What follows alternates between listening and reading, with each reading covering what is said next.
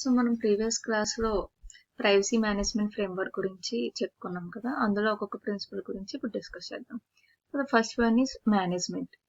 The PMF will define management as the entity defines, formally documents, communicates and assigns accountability for its personal information, privacy policies and procedures. So the key criteria is to develop written privacy policies and assign responsibility for each team and individuals. And a privacy policies ni review చేసి changes చేయడానికి policy review and approval కూడా ఉండాలి. అలాగే at least once ఎన్ year ఆ risk assessment should be conducted. Also incident management మీద focus చేయాలి. ఇవన్నీ ఏంటి criteria of management. And also they should provide employee training and awareness. So next principle is agreement, notice and communication. The entity makes formal agreements, notifies and communicates with and offers choices when seeking data subject consents, including reasons why and purposes for which the entity seeks to obtain, and uses a data subjects PI. So ikkada enti ante organization should clearly inform the purpose if they collect the personal information. And also organisations privacy policies గురించి ప్రతి ఇండివిజువల్కి తెలియాలి. And ఆ privacy నోటీస్లో అర్థమయ్యే language use చేయాలి. And they should be accessible and visible to each and every individual. And they should be communicating with individuals choice and consent before using or sharing their personal information. అంతే కదా, ఇప్పుడు consent లేకుండా they don't have right to share their information. So next one, collection and creation. The entity collects and creates PI only for the purposes identified in its agreements with data subjects and in ongoing communications with and notices provided to data subjects. Ikkada personal information will be collected only specific and identified purposes anamata. And they should clearly say that our data ni ela collect chesaru and what are the types of data collected in the privacy notice. ఇప్పుడు data అనేది ఫెయిర్గా collect చేయాలి. Also they should make sure that third party providers also collect data fairly and lawfully. And చాలా ట్రాన్స్పరెంట్గా ఉండాలి. అంటే they should inform individuals if organisations have additional information of them. Okay, so next one, use, retention and disposal. The entity limits the use of personal information to the purposes identified in the formal agreements or notices, and for which a data subject has provided explicit or implicit consent. The entity retains personal information for the time necessary to fulfill the stated purposes identified in the formal agreements or notices or as required by laws or regulations. So once those purposes have been met, the entity securely disposes of the information. So ఇక్కడ ఏంటి, ఆ personal ఇన్ఫర్మేషన్ని only mention చేసిన పర్పసెస్కి మాత్రమే use చేయాలి. Also దేనికైతే consent వచ్చిందో ఆ ఇన్ఫర్మేషన్ని మనం యూజ్ చేయాలి. And the data should be retained only for as long as necessary. అంటే ఎంత పీరియడ్ ఆఫ్ టైం వరకు యూజ్ అవుద్దని మెన్షన్ చేసామో అంతవరకునే యూజ్ చేయాలి. ఎప్పుడైతే ఆ డేటాని యూజ్ చేయరో అప్పుడు ఆ డేటాని డిస్పోజ్ చేశారనమాట. So our fifth principle is access anamata. So access is defined as the entity that provides data subjects with access to the personal information when requested or when asked to update and correct data errors or make changes.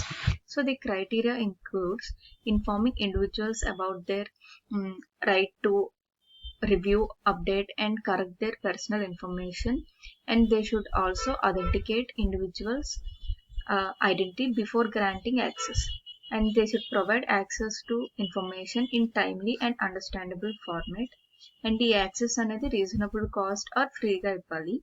And they should also clearly explain reasons for denying access request, and they should share the updated unformatted information with third parties who received it from the organization anamata. So our next principle is disclosures to third parties. The entity discloses personal information to third parties only for the purposes identified in data subject privacy agreements and its privacy notice and with the explicit consent of the data subject. So ఏంటంటే here the key criteria is that they should inform individuals about any third party disclosures and their purposes, and it also require third parties receiving data to comply with the organization's privacy policy and handling practices. It should disclose information to third parties without notice only when it is legally required, and implement the procedures to verify the effectiveness of third party controls and like ఒకవేళ third పార్టీకి share చేసిన personal information ని misuse చేయడం జరిగితే necessary actions should be taken. And our next principle is security for privacy. The entity protects personal information against unauthorized access, removal, alteration, and destruction and disclosure that can be both physical and logical. Here, it should inform individuals that organizations take precautions to protect their personal information. అంటే assurance అన్నది ఇవ్వాలన్నమాట. And they should implement strong identification, authentication, and authorization measures to restrict logical access to data. ఇవేంటి access control mechanisms అన్నమాట. So they should utilize the physical security controls to restrict physical access to data and protect the data from accidental disclosure due to natural disasters or any environmental hazards. And they should encrypt the personal information transmitted over public networks. They also should minimize the storage of data on portable media and encrypt data stored on such devices. So our eighth principle is data integrity and quality.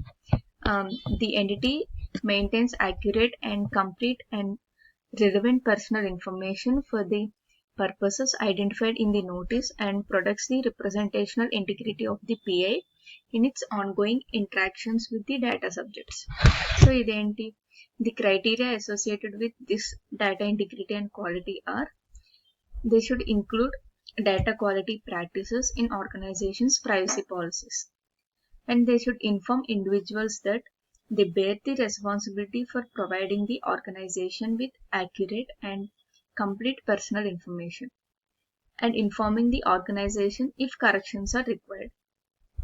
So maintaining the personal information that is accurate, complete, and relevant for the purposes for which it will be used. Our next principle is monitoring and enforcement. The entity monitors compliance with its privacy policies and procedures and have procedures to address privacy related complaints and disputes. So here we should inform the individuals about how to contact the organization with any privacy related queries or questions or any complaints or disputes, and they should conduct annual reviews of compliance with privacy policies, procedures, laws and regulations. So దానివల్ల ఏమైనా compliance issue బయటకు వస్తే they should develop the remediation plans. So these are the 9 principles of privacy management framework.